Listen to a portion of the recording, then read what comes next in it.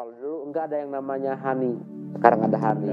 Dulu nggak ada yang namanya natural proses, sekarang ada. Dulu nggak ada yang namanya wine kopi, sekarang ada. Bahkan jangankan dari biji kopinya, yang kami kelola itu termasuk dari cangkang kopinya. Dulu nggak ada yang namanya kaskara, sekarang ada kaskara. Gitu.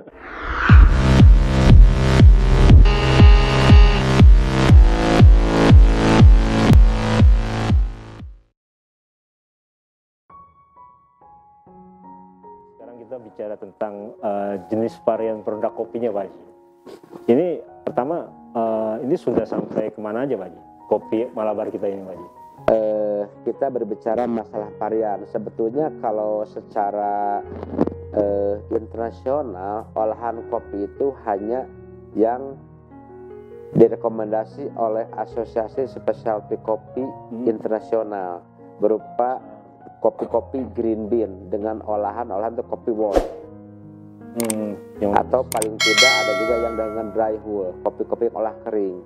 Tapi seiring dengan permintaan pasar, ya katakan, tapi ini pasarnya pasar yang memang pasar ke end user, kayak komunitas, kafe, itu mereka banyak permintaan varian yang lainnya. Akhirnya ya kami di sini itu mengelola kopi itu, melakukan penelitian-penelitian atau percobaan-percobaan untuk menghasilkan varian-varian baru. Contoh, kalau dulu nggak ada yang namanya honey, sekarang ada honey. Dulu nggak ada yang namanya natural proses, sekarang ada. Dulu nggak ada yang namanya wine kopi, sekarang ada. Bahkan jangankan dari biji kopinya, yang kami kelola itu termasuk dari cangkang kopinya. Dulu nggak ada yang namanya kaskara, sekarang ada kaskara. Gitu. Jadi berdasarkan permintaan pasar ya, iya, bukan standar. Bukan standar. Kecuali kalau untuk ekspor, nah baru standarnya yang menentukannya itu SCAI. Iya. Seperti itu. Itu di kopi Malabar sendiri ada berapa varian? Di Malabar itu core-nya itu tetap aja di yang kopi dry hull. Yang hull. Yang gimana tuh? Yang dulu itu contohnya ini nih. Nah ini apa nih Pak? Nah, ini green bean. Ini ya. Ini green bean. Kopi biji tapi masih mentah.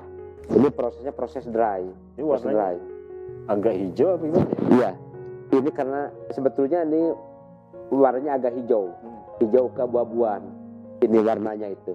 Nah, yang untuk ekspor itu kopi-kopi seperti ini. Ya, ini juga sama, cuma kalau ini kopi luwak ini. Kopi luwak. Ini kopi luwak, ini kopi reguler ini. Kopi reguler. Kalau secara kasat mata ini sama. Ya, sama. Tapi yang membedakan itu di taste-nya, di rasanya. Oh, di taste. Di taste-nya, di rasanya. Warnanya sama gitu, secara kasat mata, tapi yang beda itu pengolahannya. Kalau ini kan pengolahan menggunakan mekanisasi mesin. Kalau beli berarti harus kemarin nih, ngerinya kan. Kalau ini dikelola oleh biomesin, oleh mesin hidup, yaitu hewan luwak gitu. Hewan luwak. Biomesin. Biomesin. Oke Pak Haji. Ya. Kita sambil diminum. Siap. Ini luwak yang apa nih? Ini reguler. Mungkin nanti luwaknya itu di akhir episode kita. Siap. Ya, kita uji. Kemudian yang kedua, keuntungannya rasa itu akan beda dengan pohon yang lain. Rasa itu yang muncul biasanya jackfruit, rasa nangka kopi itu. Oh gitu. Iya, rasa nangka. Kenapa? Karena kan dari daging-daging kopi tersebut itu diserap oleh biji kopi. Oh iya, dari biji kopi. Keuntungan yang ketiganya, dari cangkang kopi yang sudah kita kupas itu bisa juga diolah menjadi kaskara, diseduh lagi.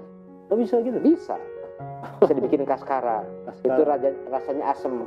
Biasanya dinikmati itu biasanya oleh ibu-ibu lah, oleh perempuan itu. Karena di sana ada cerita kalau kaskara itu mampu melangsingkan tubuh. Oh, kaskara itu. Kaskara. Ya. Itu kelebihan-kelebihannya. Dan harga jualnya juga lebih tinggi. Oh, kaskara tinggi juga? Oh, bukan, yang hasil yang natural. Ya. Kalau kaskara itu ya harga biasa-biasa lah. Cuma di sini itu kita perlu waktu yang lama untuk mengolah itu, terutama di proses pengeringan. Itu kan yang kita jemur dengan cangkang yang kulit merah. Itu lama untuk menjadi kering itu. Mungkin bisa 15 sampai 20 hari. Apalagi cuaca seperti ini. Ya, apalagi cuaca seperti ini. Tapi keuntungan lainnya itu kopi bisa disimpan tahan lama. Oh, Artinya bisa ketika lama. iya kopi sudah kering, kita misalnya tidak ada kebutuhan untuk mengolah tersebut menjadi green bean atau tidak ada pesanan, kita simpan di gudang, dikarungkan itu dengan cangkang-cangkangnya. Jadi kopi terlindungi. Bisa berapa? 5 tahun? Saya belum coba ya sampai 5 tahun, tapi kalau sampai 1,5 pernah coba. Pernah coba? Ya, pernah coba. Nah itu yang natural. natural. Kemudian yang Honey? Kopi itu kita panen,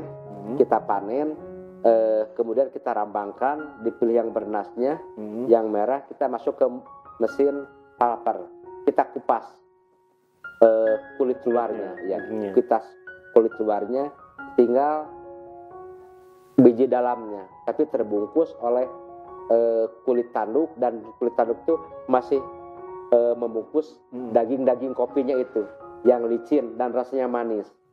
Nah, setelah bentuk seperti itu baru kita gelar, kita kering anginkan, kita jemur. Gitu. Oh, bedanya di itu ya, di awal tadi. Iya, di awal tadi itu. Pas dijemur juga udah kupas. Iya, nah itu juga lama juga pengeringannya.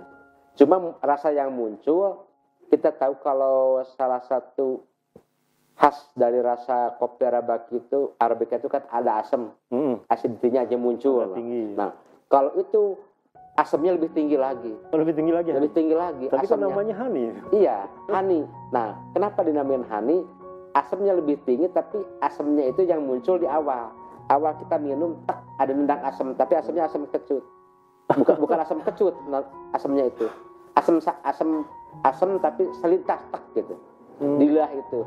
Tapi aftertaste-nya, rasa yang tertinggal di mulut manis seperti madu. Gitu. Makanya saya pikir namanya madu, kira ada kaitan sama madu. Iya, justru gini ya, apapun juga namanya makanan atau minuman, sebetulnya rasa yang berkesan itu rasa yang tertinggal di mulut. Yang tertinggal di mulut. Iya. Nah, kopi ini kenapa diolah menjadi dinamakan honey, karena rasa yang tertinggal di mulut itu menempel lama, itu kayak madu gitu. Iya. Tendangnya itu. Kalau dry, Pak Haji? Kalau dry itu masuk kelas reguler. Jadi kopi kita panen, kita kupas kulit luarnya, kita fermentasi 1 malam, 12 atau 24 jam gitu. Kemudian kita bilas, luruh yang kulit-kulit yang licinnya itu, daging yang licinnya itu udah luruh, udah kesat, kita jemur. Yang dry itu kita jemur itu sampai dia di kadar air 12, maksimal 14%. Nah udah itu kita kupas gitu, kita kupas kulit tanduknya. Keluarlah green bean itu yang dry itu ya. Yang dry. Ya. Yang terakhir itu yang wet, Pak. Yang wet, nah yang wet itu proses sama dengan yang dry, kita panen, kita kupas kulit luarnya dengan mesin pulper. Kita fermentasi 1 atau 2 malam, kemudian kita bilas. Setelah bilas, kita jemur. Dijemurnya itu biasanya kalau cuaca bagus itu 5 jam cukup. 5 jam cukup. Nah udah itu kita kupas kulit luarnya. Itu keluar kopinya itu biji yang diwarna beda. Kalau yang wet itu bijinya itu hijau gitu. Hijau keabu-abuan. Tapi kalau yang dry itu putih keabu-abuan warnanya.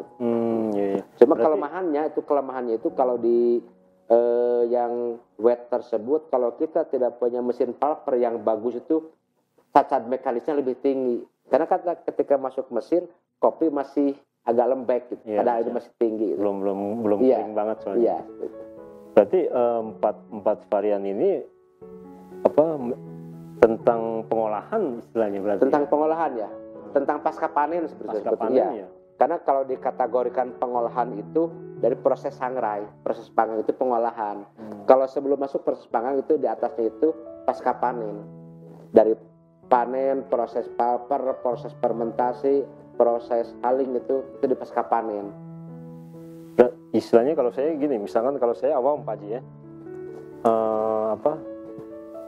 saya berpikirnya apakah ini diperlukan informasi ini dimasukkan ke sini emang istilahnya penting gitu apa gimana ya? Konsumen perlu tahu gitu. Ini varian natural loh ini. Apa sampai ada yang berpikir seperti itu Pak Haji? Ada, banyak yang nanya. Ada yang nanya gitu? Makanya di kopi itu kita tuh harus mumpuni tentang keilmuannya. Oh, Harus paham. berarti ini udah sesuatu yang umum ya? Iya, sesuatu proses. yang umum ya. Sesuatu yang umum itu. Iya, iya. Tapi kalau yang awam juga banyak yang nanya. Begitu. Nah, itu ya kalau natural itu gimana prosesnya? Kalau yang itu gimana prosesnya? Kita jelaskan. Iya, iya, iya. Tapi kadang-kadang ya maaf aja ya, di antara teman-teman ada yang menjelaskannya itu pertama berlebihan, kedua ada sedikit yang disembunyikan. Oh, disembunyikan? Disembunyikan. Kenapa? Ada ketakutan, takut ditiru, takut kelemahan orang lain bisa mengikuti kita. Oh, gitu. Itu kesalahannya. Iya. Padahal kita itu harus mengedukasi para penikmat kopi itu apa adanya dan secara ilmiah gitu. Jangan ada pembohongan. Karena kalau kebohongan itu kan nantinya akan terbuka. Iya, ketahuan apalagi Ketahuan. sama yang udah hatam kopi dia tuh. Iya, iya. Iya. Payah nih. Iya, nanti mereka akan bertanya ketika kita misalnya menjelaskan sesuatu tentang kopi tersebut, mereka akan bertanya, kenapa begitu? Kenapa begini? Mereka akan ngejar. Iya, iya. Nah, kalau kita diawali dengan penjelasan yang bohong, kita akan ketahuan. Ketika kita dikejar dengan pertanyaan mereka, kenapa begitu? Kenapa begini? Jadi benar harus informatif Iya, lah. gitu ya. Nah ini tentang ini Pak Haji, ada informasi roasted bean sama ground ini artinya apa Pak? Kalau roasted bean itu kopi mentah ini sudah disangrai, tapi belum dibubuhkan. Itu roasted bean. Iya. Jadi bean yang sudah disangrai. Oh, bean yang udah Iya. disangrai. Iya. Kalau ground itu kopi bubuk yang sudah dibubuhkan ya. Oh, Ground gitu. itu. Masih biji sama bubuk artinya. Iya, iya. Iya. Oke, siap Pak Haji. Ini kan green bean ini. Ini green bean, kemudian disangrai, jadilah roast bean. Kemudian dibubuhkan jadilah ground gitu. Dari 4 varian ini yang paling mahal berarti yang natural ya? Yang natural ya. Perbedaannya jauh kan? Sama yang dari Mungkin sekitar 40%-an harga itu. waduh. Ya, lumayan. apalagi kalau yang natural itu dari klon kopinya Arabica ya. Tapi yang paling bagus itu rasa, kemudian berpengaruh ke harga itu yang olahan natural dari Arabica, yang klonnya itu yang Yellow Catimor. Yang kopi itu biji matangnya itu bukan merah tapi kuning. Iya, iya. Yang Yellow Catimor. Oh iya, baik Pak Haji. Ini terakhir nih Pak Haji. Tadi saya juga agak lupa nih. Itu kan kalau bicara sejarah nih Pak Haji. Itu kan pas tadi Pak Haji bilang ada apa? Hama lah, wabah gitu kan, sempat hilang kopi Iya, ya. Java Prianger itu kan. Ya, ya. Terus akhirnya Pak Haji muncul gitu kan. Ya, ya. Itu sama nggak variannya sama yang masa itu gitu? Oh beda. Oh beda ya? Beda ya. Kalau yang muncul sekarang itu kan kopi-kopi yang memang klon-klon baru. Oh, kalau Klon-klon baru, hasil eksplor baru, sehingga pertama dia produktivitasnya tinggi, umur panen lebih cepat, Oh gitu? ya, tahan terhadap serangan hama dan penyakit, punya tes yang masuk kelas specialty kopi. Kalau kopi-kopi yang dulu kan kita tanam itu 4 tahun baru berbuah. Ya, tapi berkualitas ya? Kualitasnya lebih Justru kualitasnya lebih bagus sekarang. oh, lebih bagus sekarang? Lebih bagus sekarang. Contoh aja, kopi-kopi yang peninggalan zaman Belanda itu kan masih ada gitu ya, meskipun tidak banyak. Itu ketika diuji rasa dengan kopi-kopi yang sekarang itu tetap kualitas rasa bagus yang sekarang. Oh, Karena itu kan disilang-silangkan kan, ya itu disilang-silangkan ya, untuk gitu. mendapat klon baru yang unggul. Oh, ternyata saya pikir nilai history masa lalu, soalnya kan stigma orang itu kopi Eropa itu dari sini gitu kan, Ya. tinggi banget tuh kan waktu itu. Saya pikir nilainya lebih bagus masa itu kualitasnya. Enggak, kalau masalah kualitas tetap yang kopi-kopi hasil hasil silangan-silangan yang baru. Contohnya aja gini, sekarang kita itu orang-orang dalam masalah otomotif, mereka menghidupkan lagi mobil-mobil zaman dulu. Zaman dulu. Kayak Willys, Hardtop dan sebagainya. Oke lah itu. Plastik. Karena punya klasik, karena punya cerita. Kita kan sudah muncul lagi kan zaman sekarang. Mobil 4x4 yang 4 wheel yang zaman sekarang. Sesuai sama keadaan sekarang. Kadang sekarang lebih enak yang mana dipakai? Oh iya, siap. Oh, Ya, itu aja. Analoginya gitulah. Analoginya gitu aja. Ya. Itu kan lebih nyaman. Nah sekarang masalah harga. kita membangun mobil-mobil yang dulu itu membangun itu kan harganya harga tinggi, tapi kenyamanan kalah. Kalau dibandingkan harga membangun, cuma buat penikmat doang. Iya, itu mah hanya cerita, kita mah ambil aja ke fakta aja. Iya betul. Ke fakta aja. Oke Pak Haji, kurang lebih demikian. Nanti Seperti saya itulah. minta izin untuk keliling nih tempat Pak Haji di daerah sekitar sini sama yang di bawah mungkin nanti Iya, kali iya. ya istilahnya gitu, untuk menambah hasanah ilustrasi Iya, di siap. materi kita. Oke Sobat Explore, kurang lebih demikian bincang-bincang kita dengan Pak Haji Supriyatna Dinuri, salah satu perintis salah satu Pak Haji ya, 3 orang kalau saya waktu itu. Iya. Perintis Kopi Malabar. Kita akan jumpa lagi di program Desa berikutnya di channel Explore Media. Assalamualaikum warahmatullahi wabarakatuh. Salam Explore Media. Terima kasih Pak Haji. Ya.